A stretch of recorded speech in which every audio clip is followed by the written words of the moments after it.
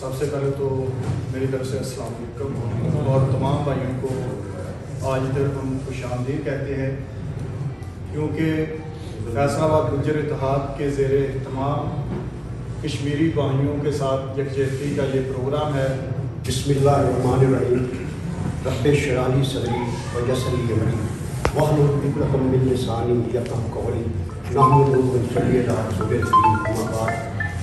میرے بھائیوں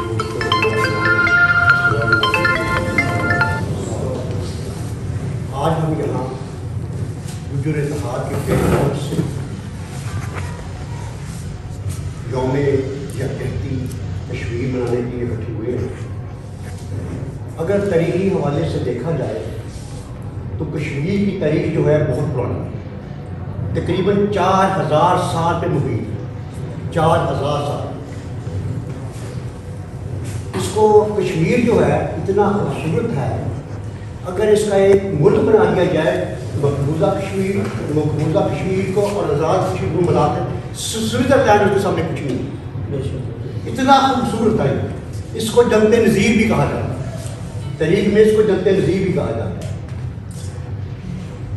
کشمیر کی تاریخ بہت پرانی ہے، یہاں پہ حملہ آوروں بھی حکومتیں کی ہیں اور جو اندرونی انڈیا کے جو لوگ تھے انہوں نے بھی حکومتیں کی، مثلا پانڈو، موریہ، کشان، ابتالا، یہ لوہارا، یہ وہ خاندان تھے جنہوں نے باہر سے آ کے کشمیر پہ قبضہ کیا اور حکومتیں کر لی۔ اگر ادوار سے دیکھا جائے، تاریخی حوالے سے دیکھا جائے تو انڈیا جو ہندو لوگ ہیں، ہندو، یہ تقریباً 10,000 سال پرانا ان کا جو ہے مذہب، 10,000 سال تقریباً۔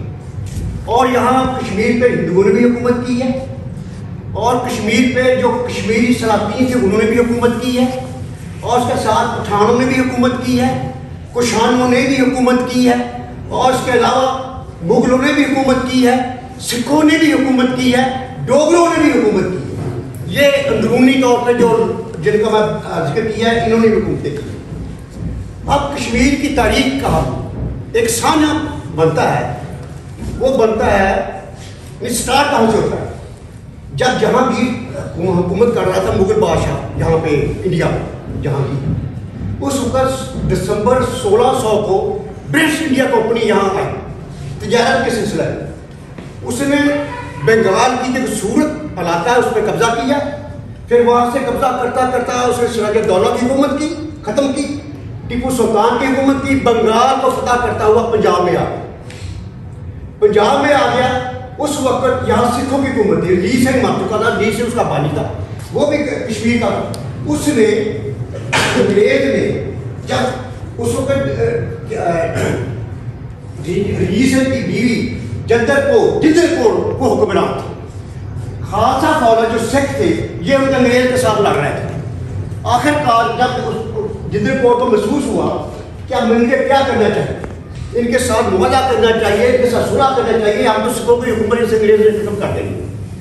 اس وقت گلاب سنگھ ڈوگرا جو جموں و کشمیر کا راجا تھا، اور رنجیت سنگھ نے 1822 کو اس کو وہاں مقرر کیا تھا، اس کو بلایا گیا، رنجیت سنگھ کو، گلاب سنگھ ڈوگرا کو، اس کو کہا گیا، جندر کوٹ نے کہا کہ اب کیا کرنا چاہیے۔ وہ سیاسی بندہ، فوجی بندہ تھا، وہ اس کا جو رنجیت سنگھ کا فوجی تھا اس نے وہاں اس کو راجا مقرر کیا تھا۔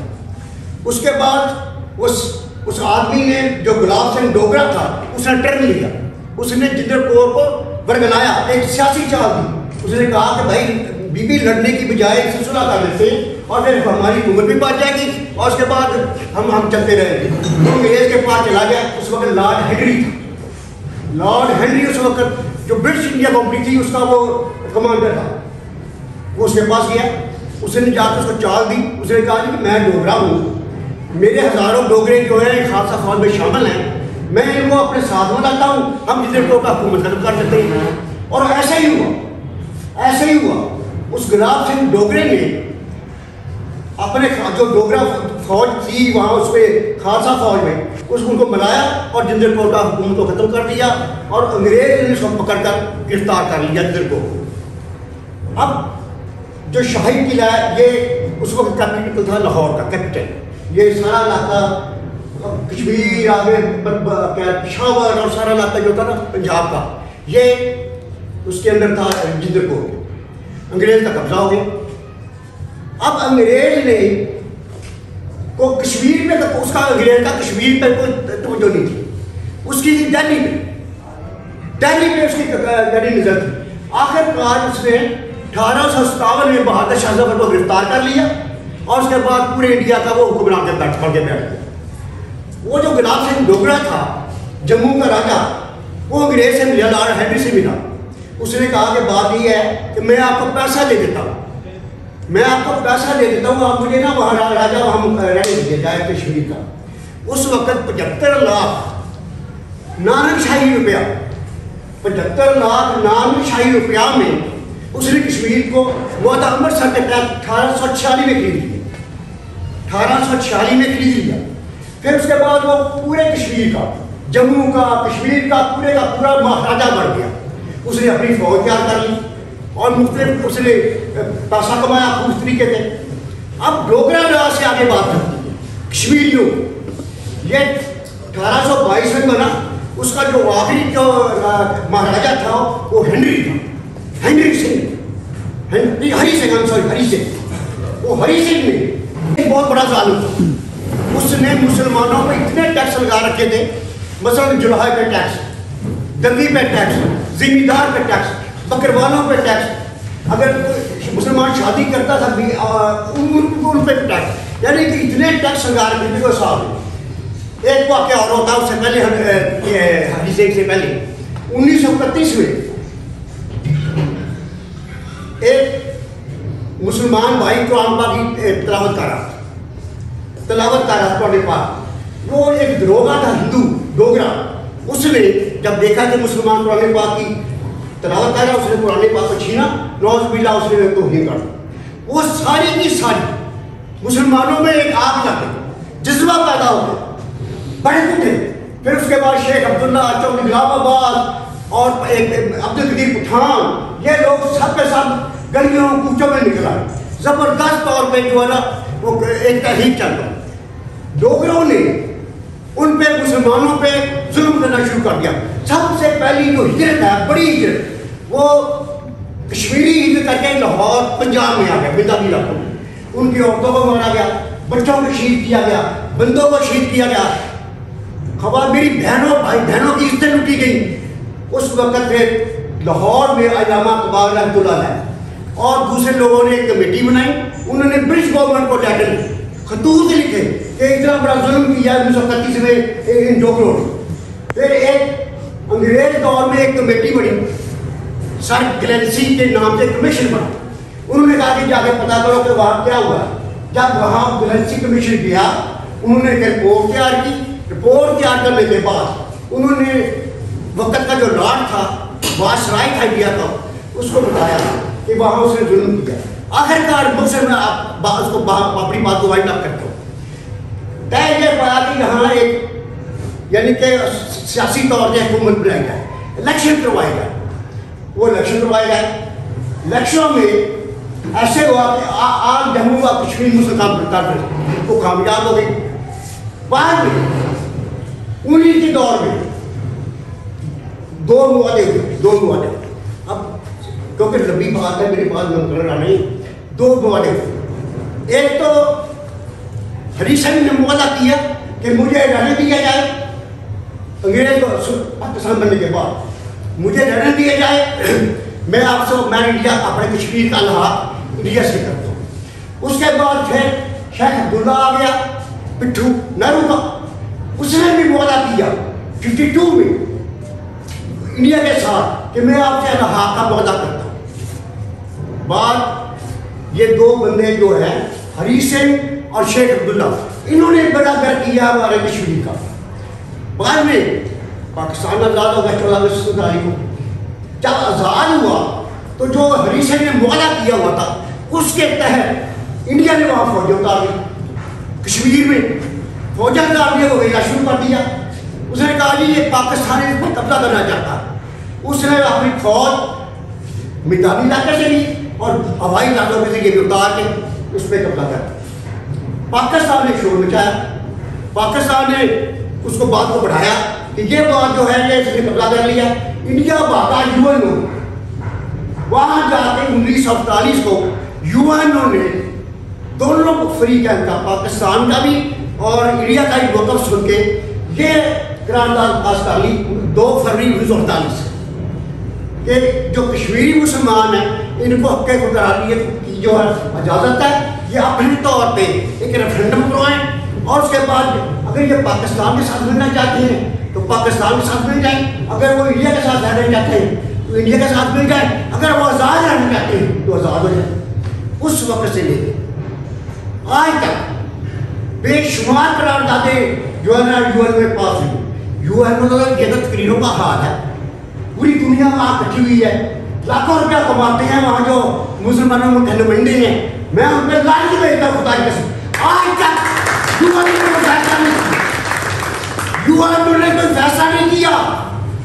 دباؤ ڈالاؤ انڈیا پہ، چھوڑو ان کا ریفرینڈم کرو۔ یا میں امریکہ میں سٹیزن ہوں، میں امریکہ میں سٹیزن ہوں، امریکہ ہمارا دوست ہے، لیکن اس نے بھی کبھی انڈیا پہ دباؤ نہیں ڈالا۔ کشمیر کا مسئلہ حل کرو، کبھی نہیں کیا۔ روس انڈیا کی جب بھی قرارداد پاس ہوتی تھی، قرارداد جاتی تھی پاکستان کی طرف سے تو روس بھی چوپ کرتا تھا، طریق جانے والے سمجھے روس بھی چوپ کرتا تھا۔ اب روس ہمارے پاس آ گیا ہے، پاکستان کے ساتھ آ گیا ہے اور اس کے بعد امریکہ کے ہو چکے بیٹھے، اس کی اپنی پالیسی ہے۔ اب آخری طور پہ بہت برا نہ منانا، کشمیر بک چکا ہے، کشمیر بک چکا ہے۔ کس نے بیچا؟ عمران خان نے بیچا۔ آپ دیکھیں کتنی بڑی ہوئی 2019 میں، ساتھ تھی ٹرمپ ساتھ تھی، ٹرمپ ساتھ تھی۔ بھائی عمران خان 2019 میں وہاں گیا ہے، میں وہاں موجود تھا، ٹرمپ سے ملاقات کی، ٹرمپ نے کہا جی میں آپ کی ساتھ سی لے کے آؤں۔ پھر 5-7 مہینے کے بعد عمران خان کی ملاقات ہوتی ہے سوئٹزرلینڈ ٹرمپ سے کہ میں تیار ہوں، میں آپ کی ساتھ ہی کرتا ہوں۔ ٹرمپ نے کہا آپ دیکھیں میں پینٹو بندہ ہوں، آپ شہروں میں بھی ساتھ ہی کرتے ہیں، کسی کی دیوار کا جھگڑا پیدا ہو جاتا ہے، کسی کا مکان کا جھگڑا پیدا ہو جاتا ہے، کوئی گھر کا مسئلہ پیدا ہو جاتا ہے تو دونوں فریق کے پاس کے بابا جی آتے ہیں، ایسے بابا جی خدا کے واسطے مکر کے پاس بات کرو، لڑو مت، ایک ساتھ مکر ڈالو۔ وہ دونوں بھائی، میں اور یہ دونوں بھائی ساتھ مکر ڈال رہے تھے، ان کو یہ ہماری بات بھی سنتے ہیں دونوں۔ میں کہتا ہے لے کے دو کہ جو میں فیصلہ کروں گا آپ کو قبول ہوگا۔ وہ کہتے ٹھیک ہے، یہ ہماری بات کو سن کے سالس کے طور پر فیصلہ دے دیتے ہیں، میرے حق میں کہنے کیا ہمیں قبول ہے۔ کیا عمران خان نے جو سازش قبول کی وہ 2 طرفہ یا ایک طرفہ تھی؟ وہ ایک طرفہ تھی، ٹرمپ بکواس کرتا بھونکتا کرتا، اس نے ایک پلان کیا ہے یہ کام کیا، عمران خان کو آگے لگا دیا ہمارے فوجیوں نے، اس وقت جب فوجیوں نے کوئی آپ مجھے پکڑو اور مجھے پکڑ کے لے کے جاؤ، میں بتاؤں گا کہ کیا بات ہے۔ انہوں نے ان کو آگے لگایا، عمران خان بیوقوف نکلا اور اس نے وہ ٹرمپ ساتھ کی سلسلے میں تحریر کر دیا۔ اس سے پہلے مودی تو 5 اگست 2019 کو آرٹیکل 170 کے تحت انڈیا کشمیر کو اپنے آئین میں تبدیل کر کے اپنا حصہ بنا چکے تھے۔ اب کشمیر مقبوضہ کشمیر وہ انڈیا کا حصہ ہے اور ٹو ٹرن ہے۔ میں دعوے سے کہتا ہوں انڈیا بھی آج بھی پاور ہے، ہم بھی پاور ہے، ہم نہیں لے سکتے، ہم روتے ہیں، ہم مرثیے پڑھیں گے، ہم مرثیے پڑھیں گے، شور مچائیں گے، کشمیریوں کے ساتھ ہیں، کشمیریوں کے ساتھ ہیں، ہماری عزتیں لوٹی ہیں وہاں، ہمارے کھانے کے لیے وہاں کربلا بنا رہا، کچھ نہیں ہوگا، اب کچھ نہیں ہونا، ہمارے باتیں رہ جائیں گے۔ کشمیر انڈیا کا اٹوٹ ٹنگ بن چکا ہے، اس لیے ہم ان کے ساتھ ہمدردی تو کر سکتے ہیں، ان کے جو ہمارے انہوں نے ظلم کیا ہے اس پر ہم سب بہا سکتے ہیں، لیکن کشمیر میں آخر میں سب دوست کو یہ عرض کروں گا، اگر میری بات کو کسی نے کوئی چھڑ کرا بات مجھ سے کوئی چھڑ کرا، میں ان کا جواب دوں.